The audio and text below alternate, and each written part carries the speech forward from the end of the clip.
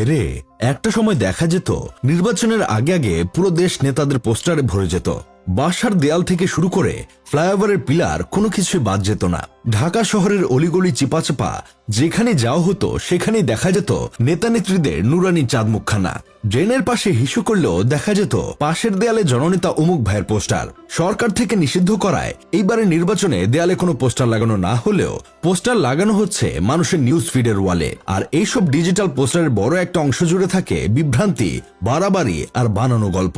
এই সকল digital poster লাগানোর ক্ষেত্রে সবার আগে এগিয়ে আছে জামাতের কর্মীরা। অন্য সব রাজনৈতিক দলগুলো যখন রাস্তায় নেমে মাথার ঘাম পায়ে ফেলে নির্বাচনী প্রচারণা করছে, তখন জামাতের কিছু কর্মীরা এসি রুমে বসে মাউস কিবোর্ড চেপে এআই দিয়ে ভুলভাল ছবি ফেসবুকে ছড়াচ্ছে। সাম্প্রতিক সময় দেখা যাচ্ছে জামাত ইসলামকে ঘিরে কিছু প্রচারণা এমনভাবে চালানো হচ্ছে যেন বাস্তবতা আর সিনেমার দৃশ্যের মধ্যে পার্থক্যটাই মুছে গেছে। এআই দিয়ে তৈরি মানুষ, বানানো কণ্ঠ, সাজানো আবেগ সব মিলিয়ে এক ধরনের ডিজিটাল নাট্যমঞ্চ তৈরি করেছে জামাত। কিছু ভিডিওতে দেখা যায় একজন সাধারণ নাগরিক খুব আবেগ নিয়ে জামাতের পক্ষে কথা বলছেন, আরেক ভিডিওতে পুলিশ কর্মকর্তা বা সংখ্যালঘু সম্প্রদায়ের প্রতিনিধি সমর্থন জানাচ্ছেন। কিন্তু পরে জানা যায় এদের অনেকেই বাস্তব মানুষই না, কম্পিউটারের তৈরি চরিত্র। মানে রাজনীতি এখন এমন জায়গায় পৌঁছেছে যেখানে ভোটারদের সংখ্যা বোঝাতে বাস্তব মানুষ কম পড়ে যাচ্ছে, তাই ভার্চুয়াল মানুষ বানাতে হচ্ছে। একটা সময় রাজনীতিবিদরা জনসভায় লোক জড়ো করতেন, অনেক নেতাকর্মীরা লোক ভাড়া করে আনতেন, বিনিময়ে তাদের 2টা সিঙ্গারা আর একটা কোক খাওয়াতো।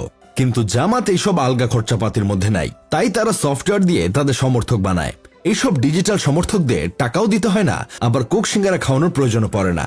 জামাতের কর্মীরা শুধু এআই দিয়ে ভিডিও বানিয়ে থেমে নেই, তাদের জনসভায় লোক যদি হয় 100 জন, তারা এডিট করে সেটা 1000 জন বানায়। টিভি চ্যানেলের লোগো বসিয়ে এমনভাবে ভুয়া নিউজ ফটোকার্ড বানানো হয় যে মনে হয় ব্রেকিং নিউজ চলছে। বাস্তবে সে মিডিয়া এইসবের কিছুই জানে না।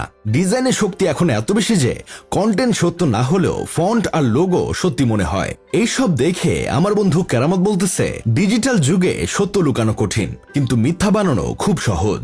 আর যখন রাজনীতি সেই সহজ পথ বেছে নেয়, তখন ভোটাররা ধীরে ধীরে দর্শকে পরিণত হয়।